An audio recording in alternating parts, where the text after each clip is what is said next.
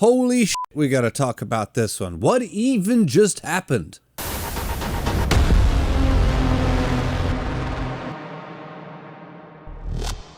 I mean, of course, welcome back to Trigun.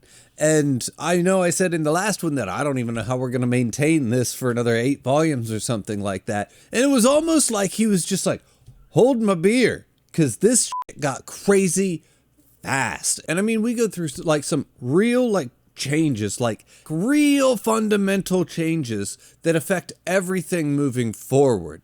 But let's not get ahead of ourselves here, because we're going to start at the beginning, and we start right where we left off, right in the middle of that emergency that all the ships are having. And it's very clear that this was caused by knives. And I even said in the end of the last video, I don't think he caused this one because he's just as surprised as everyone else. But he did cause it. It just appears that maybe it was an accident, at least as far as I can tell. And in the middle of all this commotion, the crew has to be woken up from their hibernation sleep. And we find out that nobody knows that Vash and Knives exist, and Rem has been raising them in secret, basically, from the rest of the crew. Also, I do want to point out that at this point in the story, Knives is really quite innocent. Like, there's a point where he declares that even though them and humans are different, we can work through anything so long as we talk or communicate or something like that, which is not a very Knives thing to say. We'll just put it that way. Anyway, the rest of the crew goes back into hibernation. Everything goes back to normal. And it's at this point when Knives and Vash come across an old section of the ship. And in there, they discover Tesla. Now, Tesla is an older plant who also woke up to consciousness. And we realize that Vash and Knives aren't the first ones to wake up and to be sentient beings other than just power plants or whatnot. And then we see what happened to Tesla. When she awoke and people realized that she was what she was immediately subjected to tests upon tests. And it is quite graphic. It is quite brutal. It is quite terrible what the humans did to her. She was tortured. She was experimented on. And it even gets to the point where her body literally starts to fall apart because it just couldn't take what they were doing to her anymore. Which also explains why Rem is actively hiding Vash and Knives from the rest of the crew. It appears that maybe she was even part of the experiments that happened on Tesla, but in the aftermath of that and afterwards, she can't be party to anything like that again. After this, Vash falls into a deep depression and even attempts to kill himself, and Knives acts like he can't remember anything that happened at all. Which, as I was reading it, I'm like, I guess from all of the trauma and everything that you went through, that is possible, but I'm not buying it, Knives. And even though he does keep up the act, we get shots like this, and it's just like, yeah, that's what I thought. Anyway, we flash back to the present now, and we get a scene with Knives actually talking to a plant, apologizing for sacrificing so many of them back when he crashed all the ships. And Vash and Wolfwood are pretty much just chilling in a town. When Knives brings down every single satellite around the entire planet, essentially completely disrupting all communication. And that includes communication from city to city just on the planet itself and communication back with Earth. And it's at this point when Vash decides it's time to set off and go find Knives. And this feels big, right? Like all of the satellites and all of the communications and everything's coming down and we can't talk to Earth. You're like, wow, this is like some big events are happening right now. This will probably have ramifications that last for a long time in the manga. And you think that this is like a big event. Just wait. And it's at this point in the manga where things start to go in a direction that I would not have guessed. I mean, Vash and Wolfwood get there. Vash goes off to find Knives. Wolfwood goes off to face basically everybody else. And yes, we get the big epic showdown that you would expect from, Vash and Knives in this situation. And it is just as big and just as epic and just as awesome as you would expect it to be. But it did not go in the way that I expected it to go. So what happens? Well, Knives wins against Vash, like literally takes Vash out and he wins the fight. Although just barely, and at one point he tries to like stab Vash in the arm and absorb him or his weapon or something, and he almost can't handle it. He's literally almost overwhelmed by Vash's weapon, but he does come out on top regardless. Next thing you know, they take Vash hostage, launch a flying fortress, and Wolfwood is basically forced back into service, working for Knives and the Eye of Michael.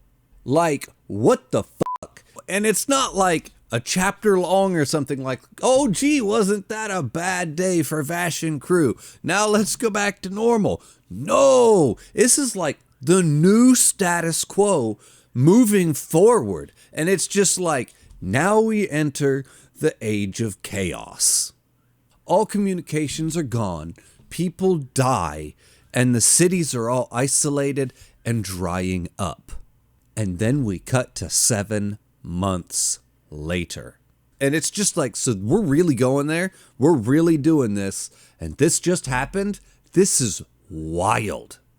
Although, with all of that being said, the first thing that we do see when we flash forward 7 months into this bleaker world, even more bleak than it was before, is these two strangely masked people walking in, and they take their masks off, and it's Meryl and Millie, which is a nice start to this bleak aftermath that we get, because it's comforting to see those two. It's a comforting image. And if I'm being honest, it gives just a little bit of levity to what's happening, and gives you just a little bit of hope for the future, because Meryl and Millie are still out there. They're still doing what they do, and they're still trucking right along, even though the world has come to an end, essentially.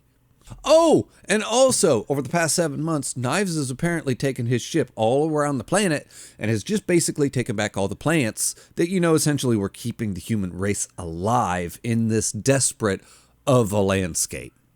But don't worry, because it's at this point in the story which we get maybe the greatest scene that has ever happened in all of Trigun thus far. And it starts with us seeing that Vash is still in captivity, and he's being held there by Legato. And just as the remnants of what's left of the human race down on the surface of the planet decide it's a good time to launch a counterattack against this flying fortress, Wolfwood takes this as an opportunity to go get Vash. And this starts a scene that is literally like, oh my god, it is Wolfwood against everybody. And it is like, it starts off with him and Vash almost kind of tag teaming Legato, just in the sense of kind of splitting his attention to the point where they can kind of take him down. And then Wolfwood is now left with an unconscious Vash, and he's going to take Vash's unconscious body and carry him out while taking on literally everyone.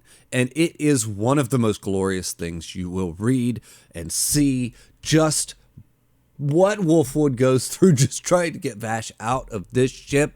I was just in awe of reading it. Just the panels, the pages, everything. Oh my god, it is the most glorious thing. I can't even describe how wonderful this section was to read. He ends up running into his friends from the Eye of Michael, taking all of them on, just to ultimately end up losing.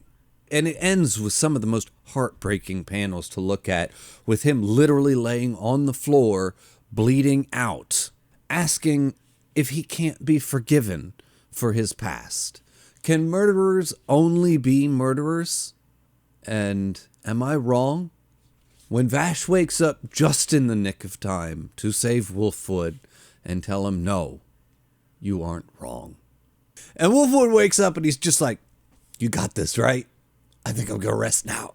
It's just the greatest thing that I've read so far. That's all. I mean, in this particular manga is what I mean by that. And then when Elendira shows up and says, just give it up. Knives is way too strong. And Vash just points at Wolfwood and is like, he feared death twice as much as anyone, and he bet his life on me. He's reason enough to fight. And I'm just like, dude, what the fuck? This is so good. Like I said, this might just be the most powerful scene, or at least maybe my favorite scene in the entire manga so far. And then Vash like gets his little weapon out and goes to point it at the ship or do something with it, and at the last second he changes his mind and shoots backwards and just kind of punches a hole in the bottom of the ship, grabs Wolfwood and gets the f*** out of there. And now we're left down in the desert, and Vash and Wolfwood are alone down there. Wolfwood essentially looks like he's getting ready to check the f*** out and die.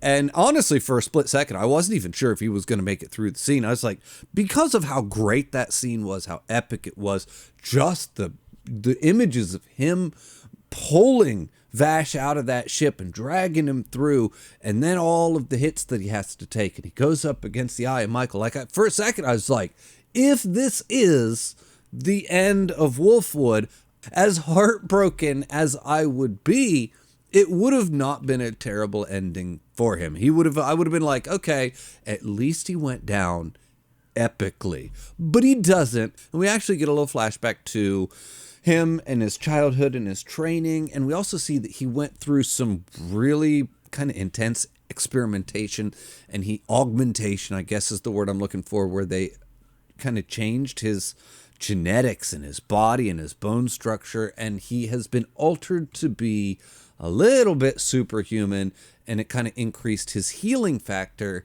And this is all kind of leading into an explanation as to how he's able to recover from what he just went through. But he does ultimately pull through, and he does ultimately recover.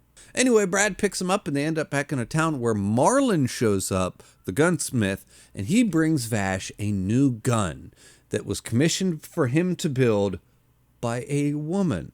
And we just see a shot of the back of Millie's head. So she's getting in on at least sending somebody to bring Vash some new equipment. And we also see that Knives is now on his way to the city of December.